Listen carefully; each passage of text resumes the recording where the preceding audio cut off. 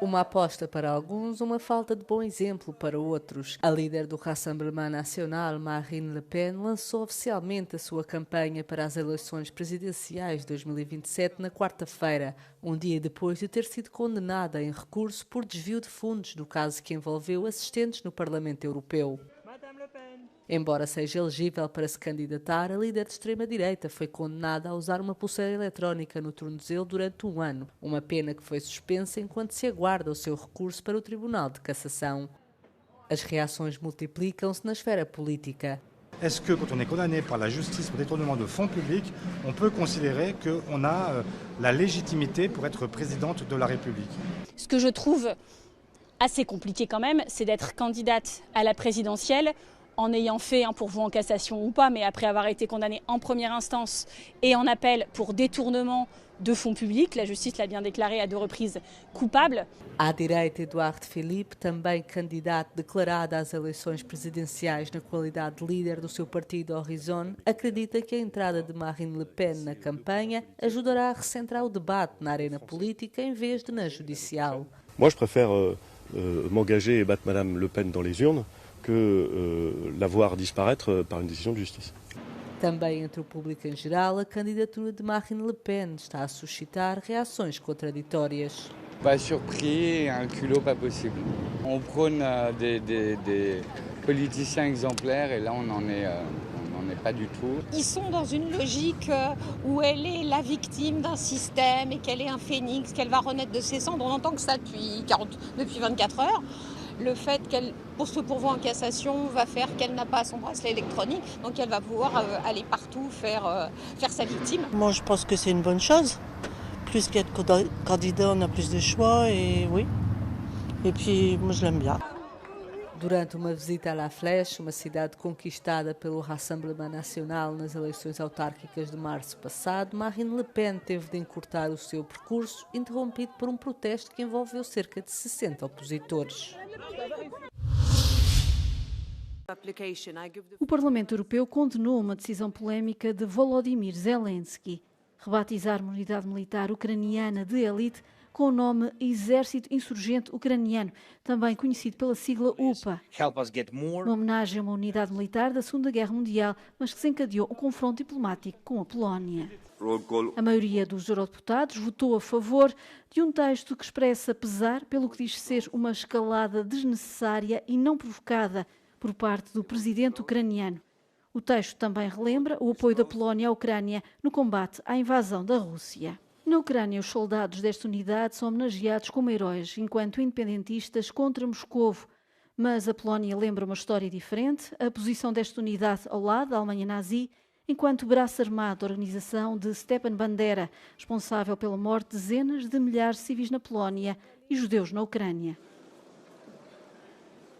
Quanto ao Parlamento Europeu, diz que a decisão de reavivar este nome mostra desrespeito pelas sensibilidades e pela dor da Polónia, associadas às dezenas de milhares de vítimas. Os eurodeputados apelam também ao desanuviamento desta crise diplomática entre Kiev e Varsóvia.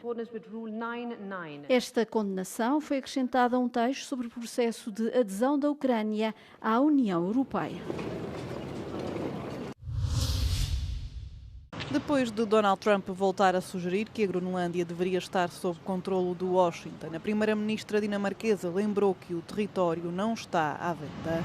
Em declarações aos jornalistas na Cimeira da NATO na Turquia, Mette Frederiksen disse acreditar que a posição dos Estados Unidos se tinha tornado cada vez mais explícita. The US position is unfortunately very clear on this topic, and our position is as clear as it has been all through. Greenland is of course not for sale. A primeira-ministra afirmou ainda que a Dinamarca e a Groenlândia esperam que os aliados respeitem o futuro da ilha, bem como a integridade territorial e soberania do país. Trump tem repetidamente mostrado interesse em controlar a Groenlândia, um território autónomo do Reino da Dinamarca, argumentando que o país nórdico investe pouco na região. A retórica vem ainda acompanhada da ameaça de uma retirada total das tropas norte-americanas da Europa. Após o último episódio, Copenhaga salientou que a Dinamarca continua totalmente preparada para defender cada metro do território soberano, esperando que os parceiros globais honrem os compromissos fundamentais de defesa coletiva. O atrito geopolítico intensificou-se no início do ano após a visita do vice-presidente J.D. Vance à base espacial de Pitufik, quando acusou os aliados europeus de não protegerem adequadamente o Ártico. Os rivais políticos de Nigel Farage dizem que não se vão candidatar às próximas eleições suplementares, convocadas depois de o líder do partido Reform UK ter anunciado terça-feira que iria demitir-se do cargo de deputado. O anúncio surge numa altura em que Farage é alvo de um inquérito parlamentar devido à não divulgação de um donativo de 5,8 milhões de euros de um multimilionário do setor das criptomoedas com residência na Tailândia. Os críticos afirmam que a demissão está a ser usada como manobra de distração, mas os planos do político britânico de extrema-direita parecem ter-se voltado contra ele. Enfrenta agora a perspectiva embaraçosa de medir forças apenas com um candidato de fachada que se autodenomina Conde Beneface. A decisão de Farage de se demitir significa que a investigação sobre o caso do donativo será por agora suspensa. Deverá ser retomada caso ele venha a ser reeleito pelo Círculo de Clacton. O primeiro-ministro cessante Keir Starmer fala num golpe desesperado por parte de alguém atolado em escândalos. O Canadá encomendou 12 submarinos na maior aquisição da sua história. Isto numa altura em que os líderes dos países da NATO se reúnem numa cimeira em Ankara, centrada na capacidade industrial de defesa. We will be purchasing 12 diesel-powered subs and partnering with TKMS out of Germany and Norway as well will be playing a part. This is a monumental procurement, the largest procurement in Canadian history, and it really reflects our approach to procurement. Ottawa tem vindo a investir em capacidades aéreas, terrestres, marítimas e submarinas. E, segundo a ministra, esta última compra é fundamental para a defesa canadiana. We see the Russian threat moving further and further north towards the Arctic Circle. And we therefore need to be at all times prepared across various domains.